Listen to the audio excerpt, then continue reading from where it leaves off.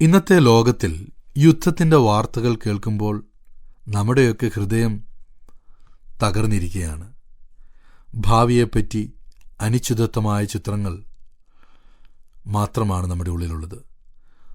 സുരക്ഷയെപ്പറ്റിയുള്ള ഭയമുണ്ട്, കുടുംബത്തെക്കുറിച്ചുള്ള ആശങ്കകളുണ്ട്. ഇത്തരം ഭീതിയുടെ സമയത്ത് നമുക്ക് ധൈര്യം നൽകുന്ന ഒരു ഭാഗമാണ് ഇന്ന് നാം ചിന്തിക്കുന്നത്. നമ്മൾ കാണുന്നത് ഒരു ഭയപ്പെട്ട മനുഷ്യൻ തന്നോട് ദൈവം പറയുന്ന ധൈര്യത്തിന്റെ വചനം. ഇസ്രായേൽ ജനം മിദ്യാന്യരുടെ പീഡനത്തിലായിരുന്നു. ശത്രുക്കൾ അവരുടെ വിളവുകൾ നശിപ്പിച്ചു. ജനങ്ങളിപ്പോൾ ഗുഹകളിൽ ഒളിച്ചു താമസിക്കുകയാണ്. ഇത് ഒരു യുദ്ധഭീതിയുടെ ചിത്രം തന്നെയാണ്. ആ സമയത്ത് ഗിദെയോൻ എന്ന യുവാവ് ഗോതമ്പ് ഒളിപ്പിച്ച് അരയ്ക്കുകയായിരുന്നു. അത് മുന്തിരിച്ചക്കിന് അരികെയായിരുന്നു. ശത്രുക്കൾ ശ്രദ്ധിക്കാതിരിക്കാനാണ് അവൻ അങ്ങനെ ചെയ്തത്. അവനൊരു ധീരനായ സൈനികനല്ലായിരുന്നു, അവനൊരു ഭയപ്പെട്ട ഭീരുവായ യുവാവായിരുന്നു. എന്നാൽ ദൈവത്തിന്റെ സന്ദേശം തന്റെ ദൂതൻ മുഖാന്തരം ഗിദെയോനോട് പറയുന്നത്, അല്ലയോ പരാക്രമശാലിയെ, വീരനെ, യഹോവ നിന്നോട് കൂടെ ഇരിക്കുന്നു എന്നാണ്. എത്ര അവിശ്വസനീയമായിരിക്കുന്നു അല്ലേ? ഭയത്തോടെ ഒളിച്ചിരിക്കുന്ന ഭീരുവായ ഒരു മനുഷ്യനോട് ദൈവം പറയുകയാണ്, നീ ഒരു വീരനാണ്. ഇതൊരു പക്ഷേ നമുക്ക് മനസ്സിലായില്ല എന്ന് വരാം. ദൈവം നമ്മെ നമ്മുടെ ഭയത്തിന്റെ അടിസ്ഥാനത്തിൽ കാണുന്നില്ല. അവൻ നമ്മെ നമ്മുടെ ജീവിതത്തിലെ സാധ്യതകളുടെ അടിസ്ഥാനത്തിലാണ് കാണുന്നത്. ഒരുപക്ഷെ ഇന്ന് നിങ്ങൾ കടന്നുപോകുന്ന ജീവിതത്തിലെ ഭയപ്പെടുത്തുന്ന അനുഭവങ്ങളിൽ ദൈവം നിങ്ങളെ ധൈര്യശാലി എന്ന് വിളിക്കുന്നു. എന്നാൽ നമ്മെപ്പോലെ തന്നെ ഗിദെയോനും സംശയമുണ്ടായി. താൻ ദൈവത്തോട് ചോദിച്ചു, കർത്താവേ, നീ ഞങ്ങളോട് കൂടെ ഇരിക്കുന്നുവെങ്കിൽ എന്തുകൊണ്ടാണ് ഞങ്ങൾ ഈ കഷ്ടം അനുഭവിക്കുന്നത്? ദുർഘടങ്ങളുടെ നടുവിൽ, പ്രയാസങ്ങളുടെ നടുവിൽ നമ്മൾ ചോദിക്കുന്ന ചോദ്യം ഇതുപോലെ തന്നെയാണ്, ദൈവമേ, എന്തുകൊണ്ട് ഇതെല്ലാം സംഭവിക്കുന്നു? ഗിദെയോൻ ചോദിച്ച ചോദ്യത്തെ ദൈവം കുറ്റപ്പെടുത്തിയില്ല. പകരം ദൈവം അവനോട് പറയുന്നു, നീ ഈ ബലത്തോടെ പോകാം, നിന്റെ ശക്തിയാൽ നീ ഇസ്രായേലിനെ രക്ഷിക്കുമെന്ന്. ദൈവം പ്രശ്നത്തിന് മുഴുവൻ ഒരു വിശദീകരണമൊന്നും അവന് നൽകിയില്ല. പക്ഷെ ദൈവം തന്റെ സാന്നിധ്യം അവന് ഉറപ്പാക്കി കൊടുത്തു. ഭയത്തെ ജയിക്കുവാൻ ഏറ്റവും ആവശ്യം വലിയവനായ ദൈവത്തിന്റെ സാന്നിധ്യം തിരിച്ചറിയുക എന്നതാണ്.